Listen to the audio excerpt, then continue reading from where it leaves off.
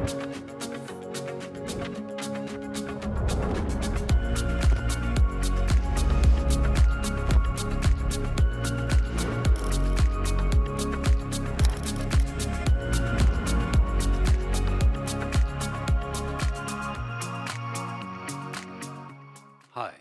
my name is Philippe Bourbeau. Thank you for attending this panel, this wonderful panel on perhaps one of the issues that a lot of people didn't really know the existence of it 5 years ago.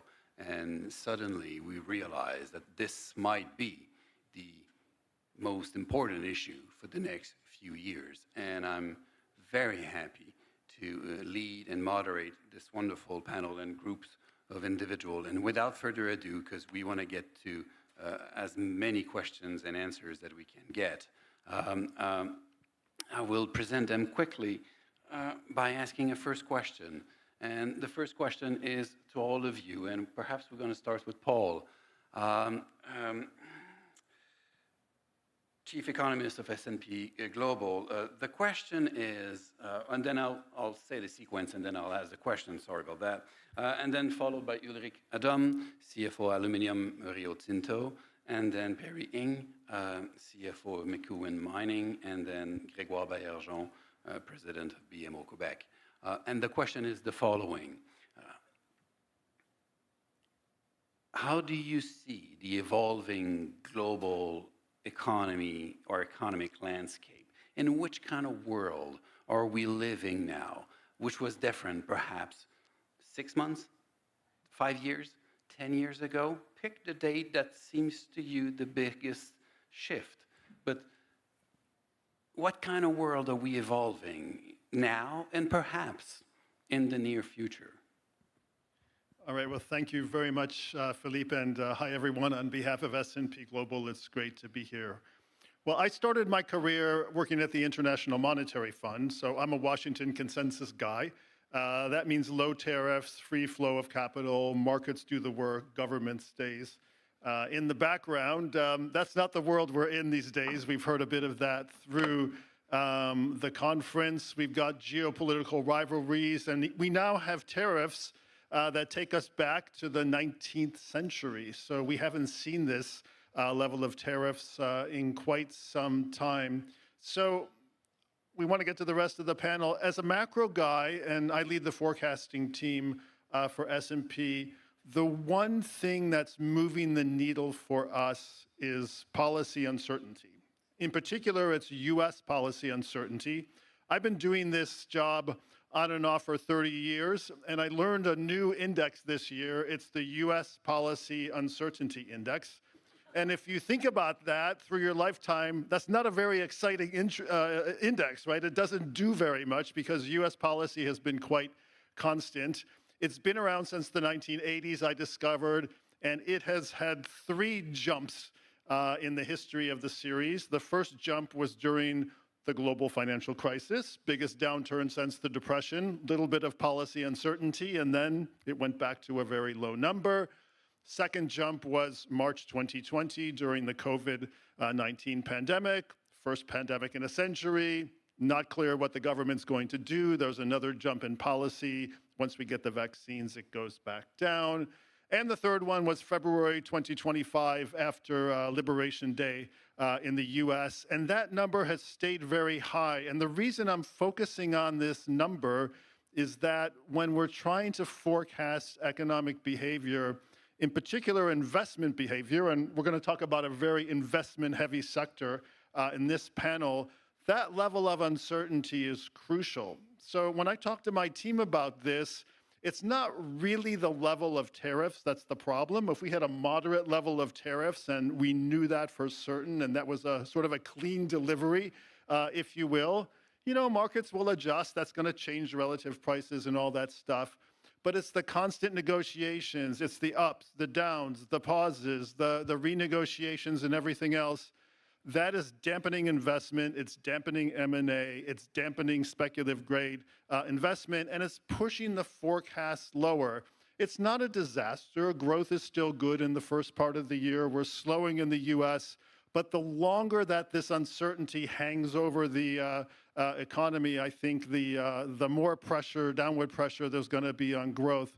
So we don't want to leave money on the table by not getting clarity on the tariffs. So from my point of view, the best thing that can happen in the short term is we get very clear outcome on UF tariffs, take out the uncertainty, and then we can get back to business. Thank you. Ulric? Ulric, sorry. Look, it's a vast question. So, look, I took this position as a CFO of Rio Tinto Aluminium slightly more than 2 years ago for a variety of reasons, rich history, notably here in Canada with Alcan and all of this. I think making front page news was definitely not one of them. So we have to acknowledge that we are in a different world.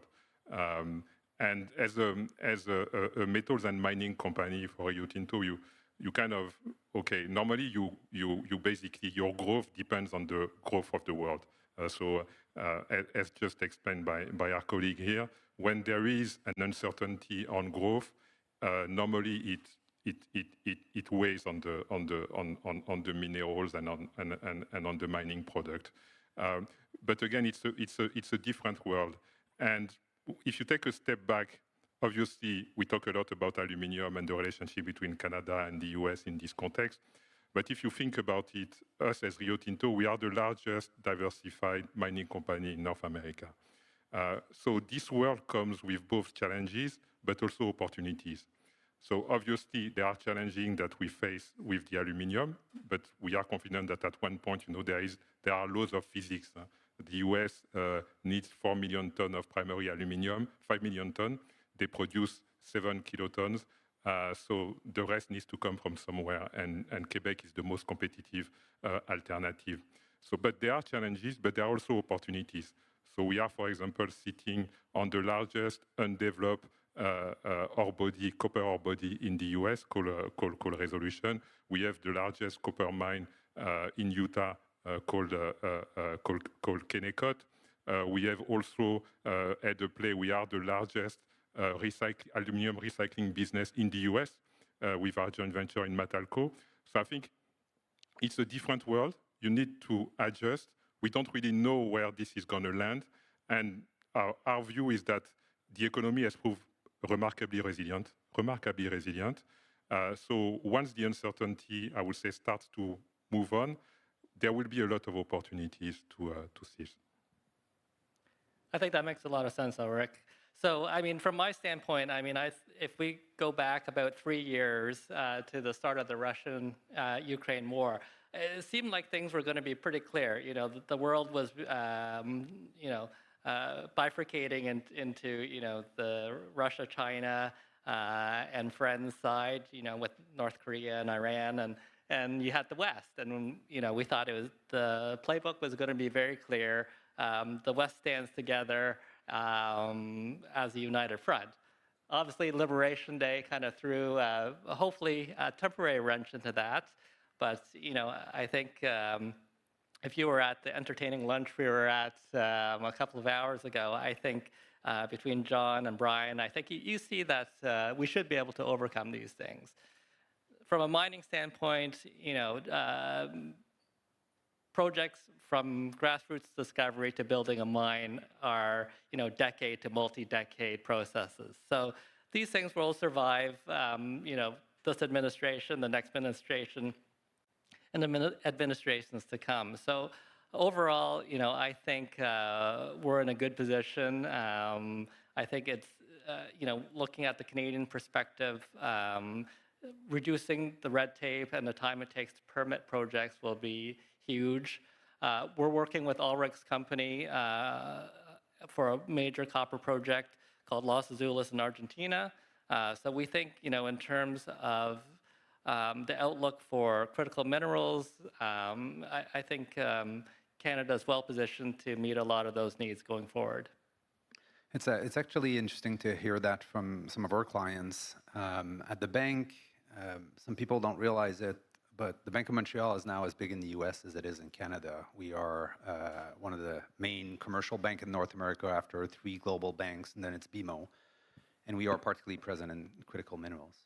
But that presence both sides of the border does give us some insights on how our clients on both sides of the border are thinking of all this. And there is uncertainty, and that is preventing business from investing as fast as it could, but it's not the end of the world. These tariffs, we're going to see certainty relatively soon, and we're going to start doing business very actively again. I would note a couple of things. Progress, define it as whichever way you want, whether it's globalization or whatever progress humanity's done, is always in ups and downs and is not a straight line.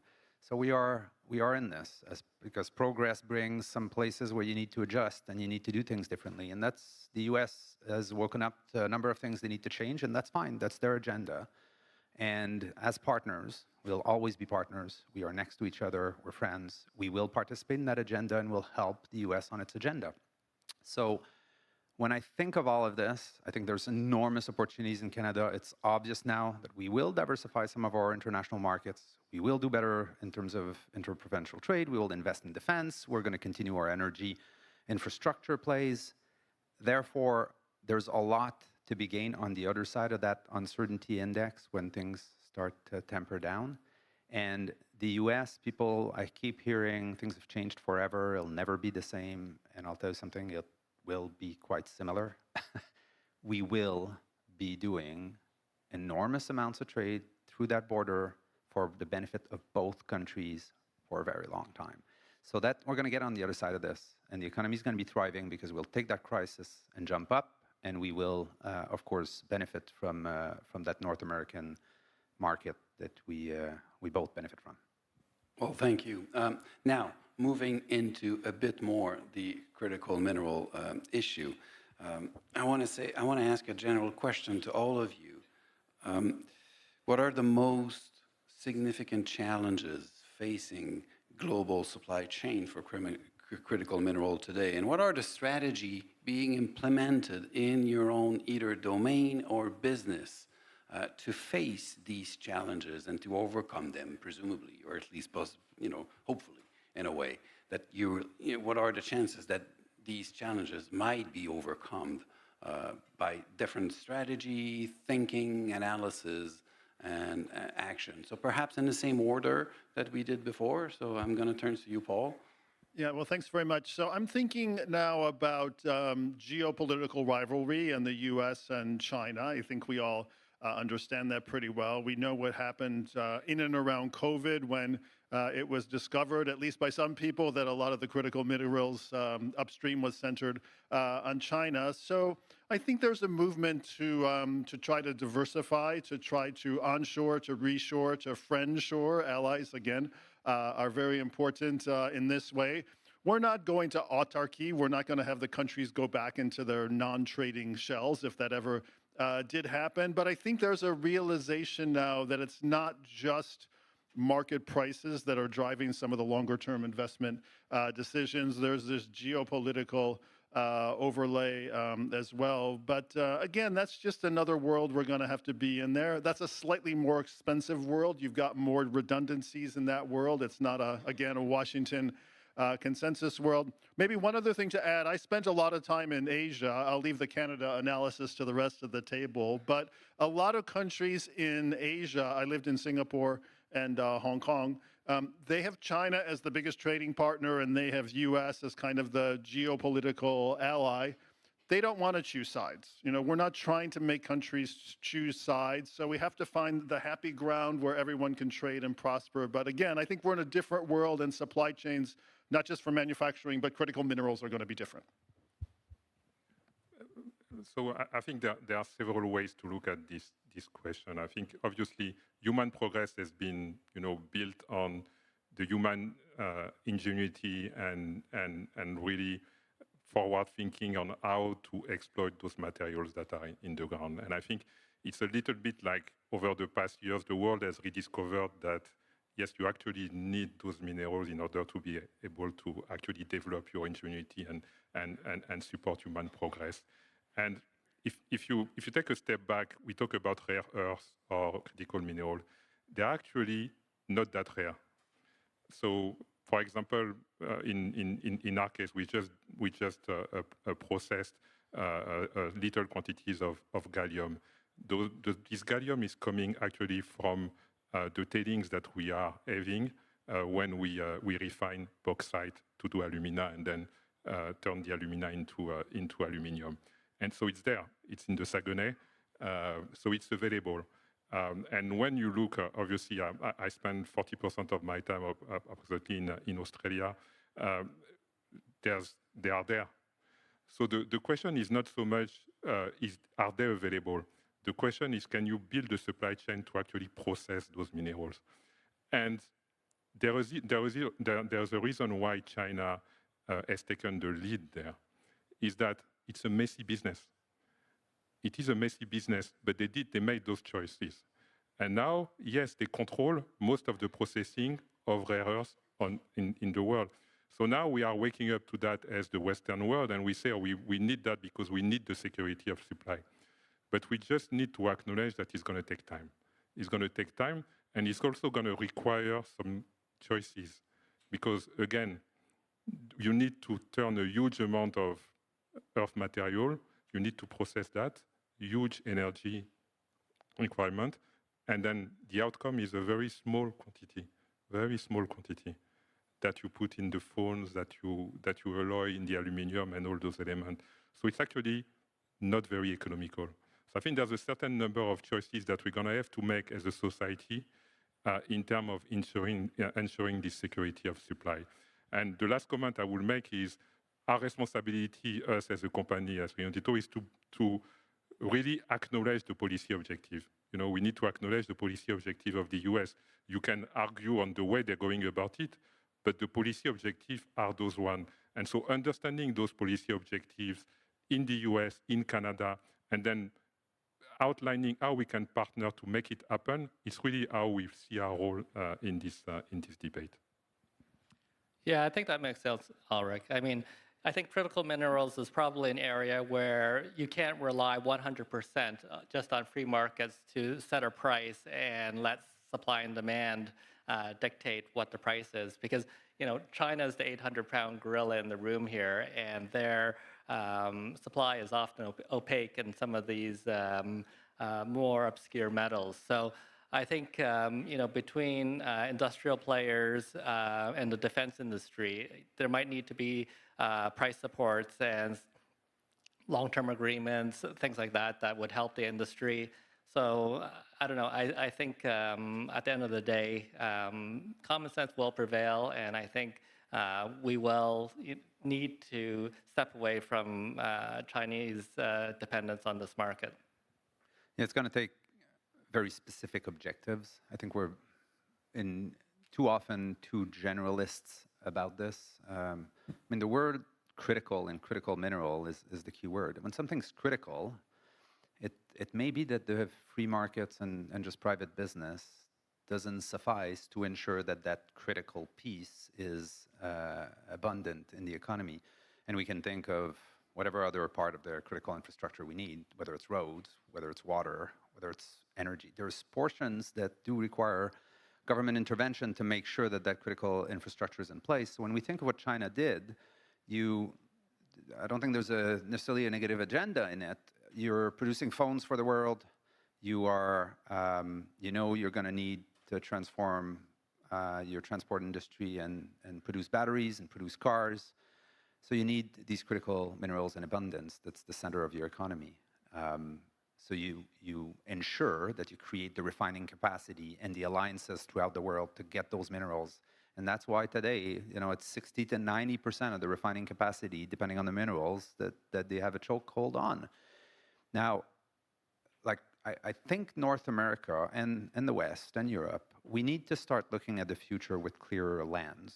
The future is we have global problems that will involve global solutions, therefore allies. No one has all the critical minerals in their backyard, so we'll need, of course, to work together. But that future is different and is anchored, whether you want to anchor it on electronics, robotics, batteries, transition, electric vehicles, batteries to decarbonize our electric systems. And it doesn't matter what you believe on climate. Like all of this, the future requires this. It's absolutely critical that we get this forward. So I think governments will need to create the enabling environment. Governments have always been there for the mining sector, building the transport infrastructure to make sure minerals can move around, whether that's helping with rails, with ports, water. And in this case, there's going to need to be some versions of price support, some Western grades created, some content restrictions created. Without this, we're not going to create the critical mineral industry that we as allies, broadly defined, can rely on. Well, I'm going to go off script a bit here because we surprisingly have more time than we thought when we entered the stage. You are very concise. I'm very good at warning them before in the backstage, I have to say. We have a new prime minister in Canada. If the prime minister was sitting in the room here, or at least if his advisor were in the room, and jumping a bit more on Grégoire's final comments on this question, what would you say to them? What do you need? How can they help? You know, it's always the politician who send their message. But if we invert the thing and they were here sitting listening to you, what would be the message? So I'll go around the sequence around. So I'll piggyback on a word I said earlier. We have global problems. So I actually do not believe that globalization will just go backwards until we're all in our little niches. The world cannot afford that. We have global issues now, whether it's global warming, whether it is biodiversity, whether it's plastics, whether it's water. These are global problems, and we're going to have to work together to make this work. Therefore, I believe in continued collaboration, and there may need to have some factions and allies. The world's complicated, but there will be a lot of collaboration involved. And I think as it relates to critical mineral, we need to start thinking together. And I think the US and Canada have continued to do this. It's not true that we're just in a fight. If you talk to people on the ground, in the ministers, both in Canada and the US, there's still continued collaboration. Some of the cobalt mines in Canada have been funded by the US. This is continuing.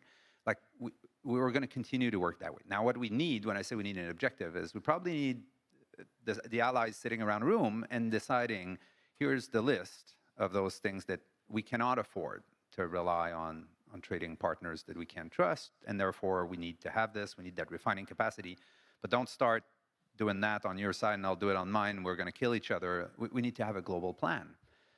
So we're going to need to get on the other side of this little earthquake and start collaborating on a number of fronts. And I think that's what's happening in these negotiation rooms right now. It's obviously what's happening. And I think we're going to find a new, better framework for collaboration. And I would say, you know, if Mr. Carney were in the room, I would say Canada, we're dealing from a position of strength. I mean, we have enormous geological endowments of many of the critical minerals that are being talked about.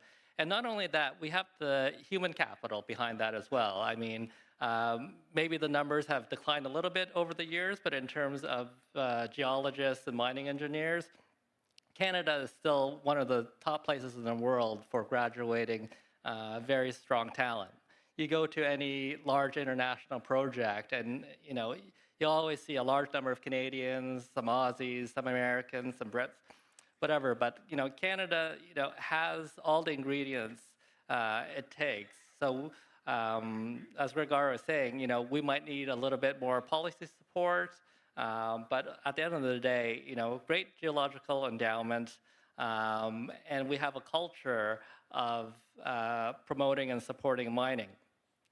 Toronto Stock Exchange, you know, has been one of the leaders for raising capital. Maybe we've lost a little bit of that, you know, as we've transitioned to lithium and some of the newer, you know, EV.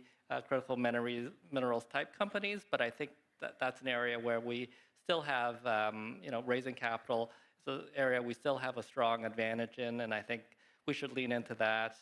But overall, I think we're still dealing with a position of strength. I think probably three messages. So first, keep doing what you're doing. I think the government has been very proactive in terms of engaging with industry. as we go through this phase to understand what we need, to understand how to calibrate the response and engage. And so I think this position Canada very well in terms of first the trust environment and understanding where to go in those negotiations. I think that's the first element. Second and third element for us, we are not looking for government subsidies, but there are two aspects, and I think one of them was mentioned, and what not necessarily. There are two aspects where we need policy certainty. First, when we engage in innovation.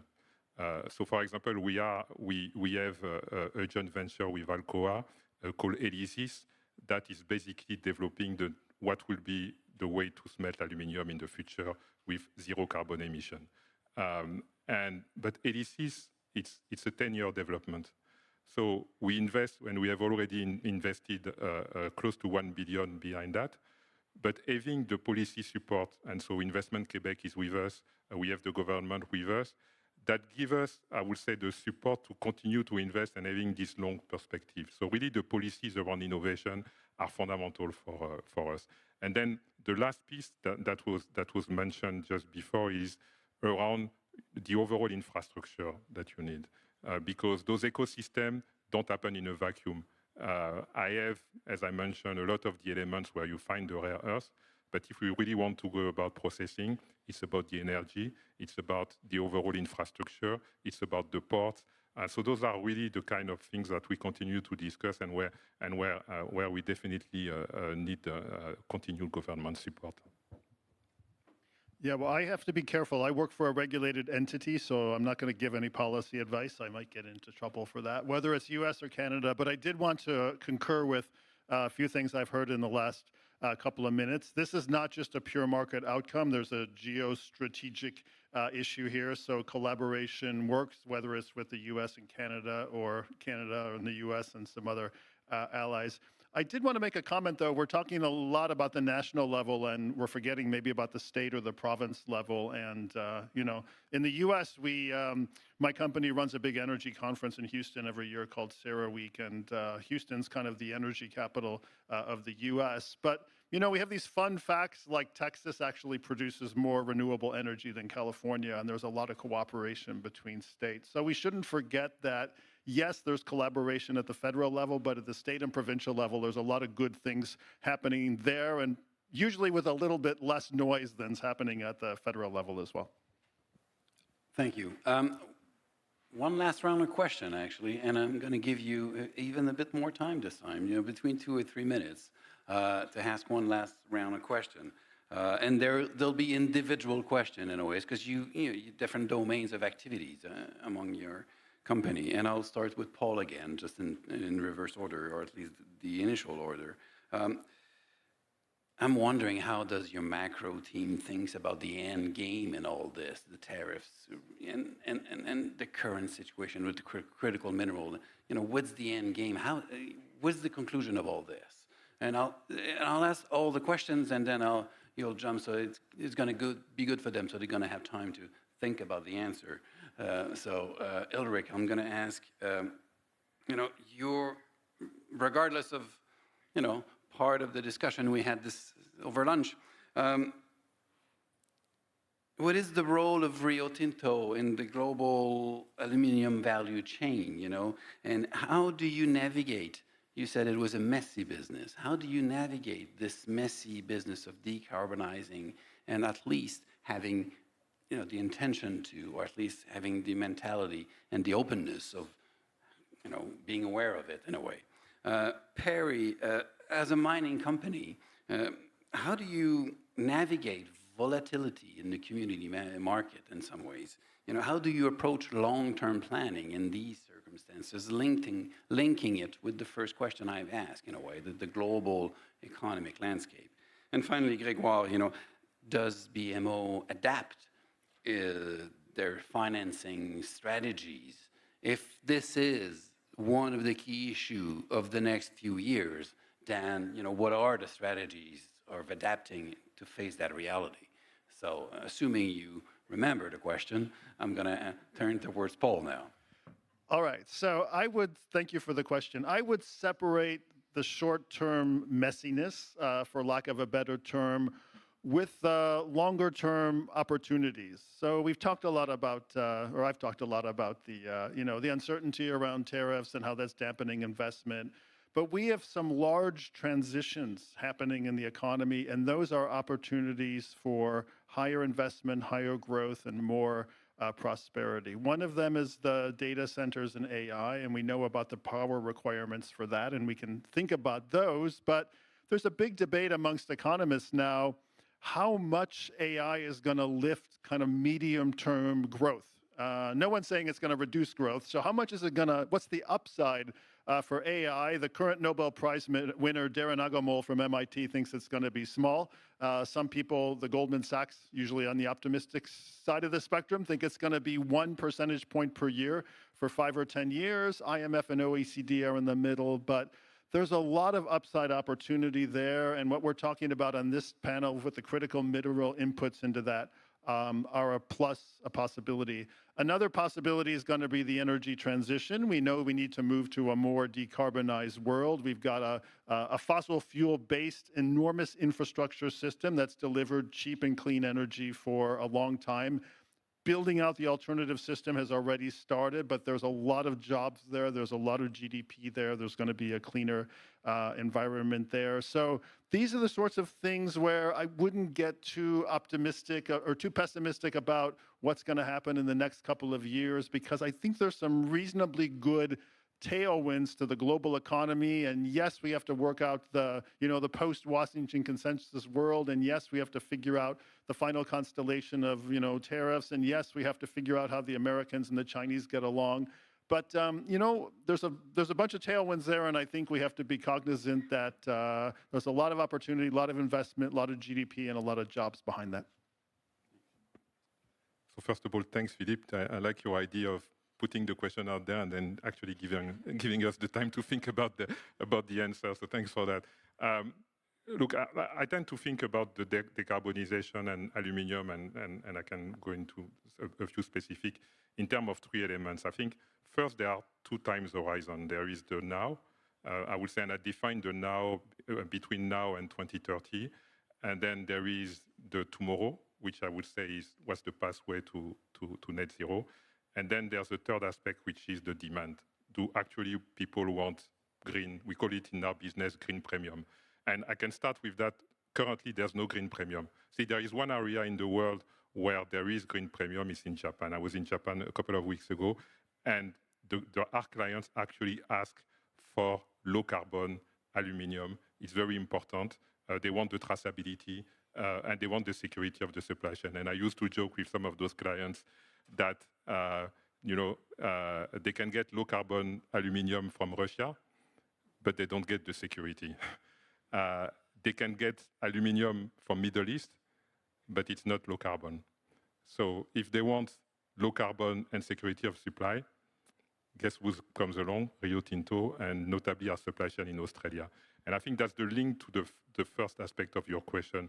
When I think about the horizon between 2025 and 2030, a lot of our smelters on the east coast of Australia are powered by coal, because at the time when they were built, coal was cheap. And so it was a competitive advantage, just as hydropower here in Quebec and in British Columbia is a competitive advantage. But it's no longer the case. I mean, I have smelters on the east coast of Australia. They are paying the equivalent of $100 per megawatt hour to get their coal. So actually, switching those smelters to a renewable source of power is the competitive play. So for me, and I'm the CFO of this business, I can tell you, it's not about ideology. It's about moving those assets that are currently on the wrong side of the cost curve to the right side of the cost curve. So it's a competitive play. And that's the way we think about our decarbonization, our short-term decarbonization effort. But now, after you start with the real stuff. Now, can you reduce your scope 1 emission? And that's where you start to go in heavy investment territory. I mentioned ELYSIS. ELYSIS, we are reinventing the way aluminium has been done for the past 150 years, basically. So again, it's going to be multi-billion-dollar investment and probably a question of do you retrofit your current smelters and all these kind of things. So this is heavy investment.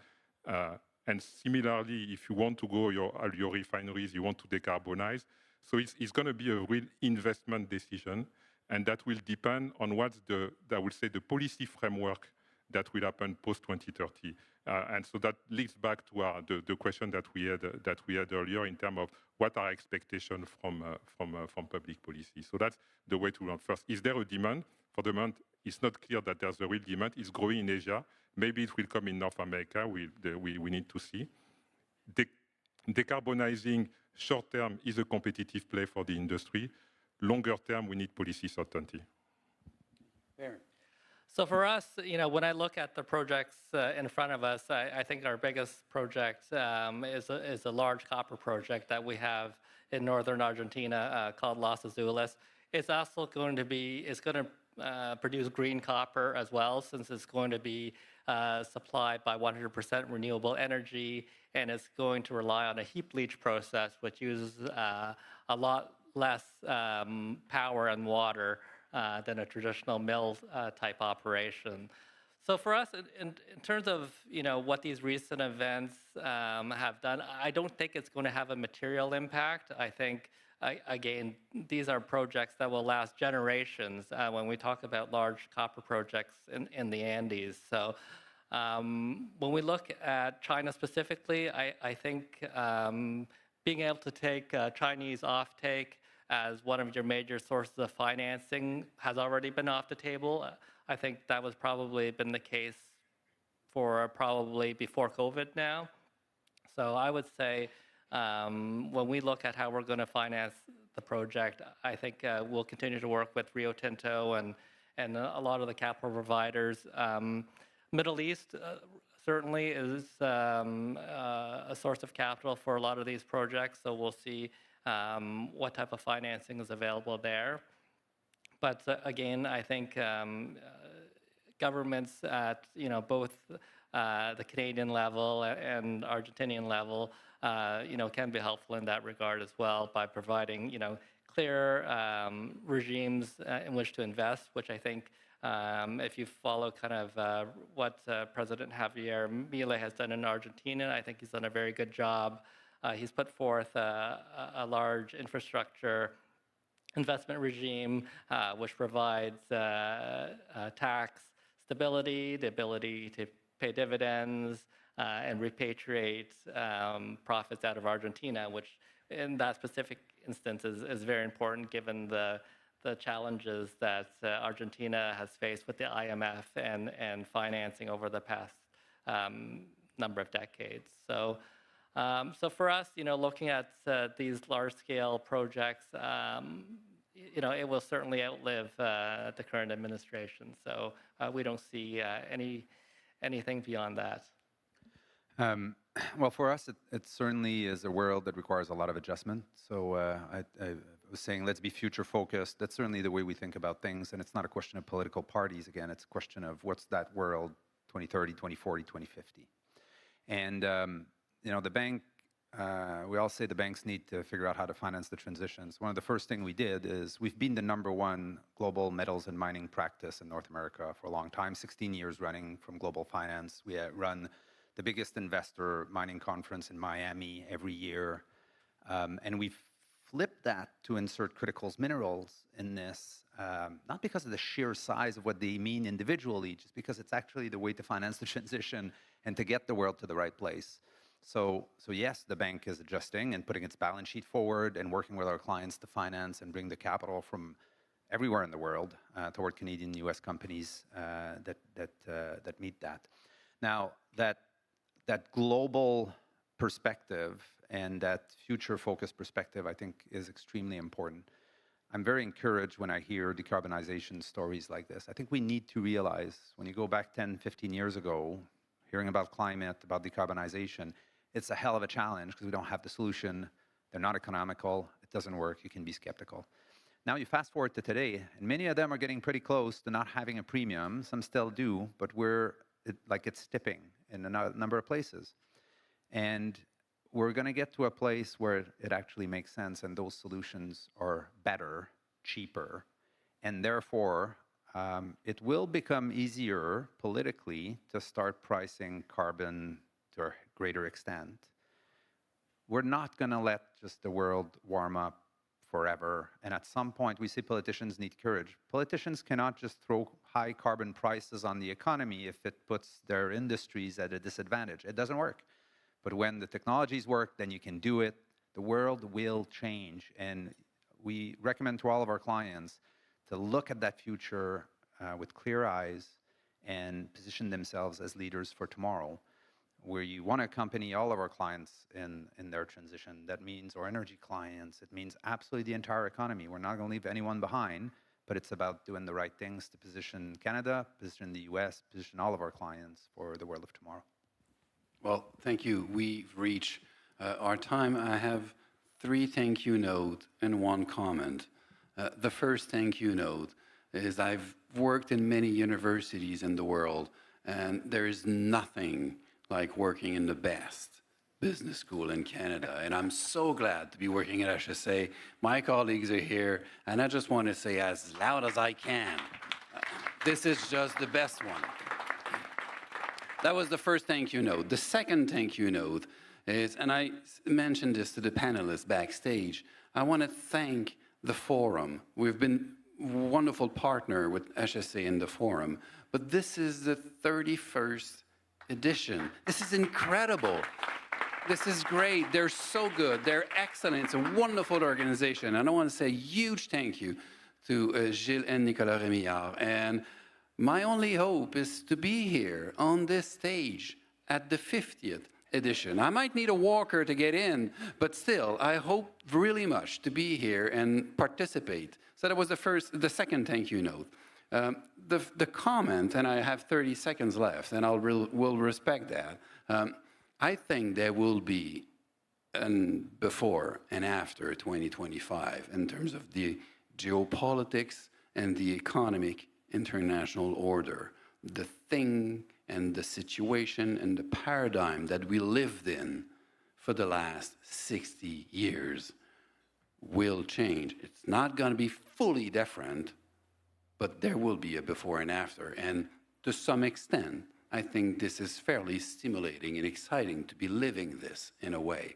And the International Institute of Economic Diplomacy at HSA has for mission to better understand and connect CEOs, policymakers, and scholars. And this panel was a great success. My last thank you, and I have 15 seconds, but these are the most important 15 seconds of the last hour and a half, is please join me in thanking our fabulous 4-part panelists. Thank you.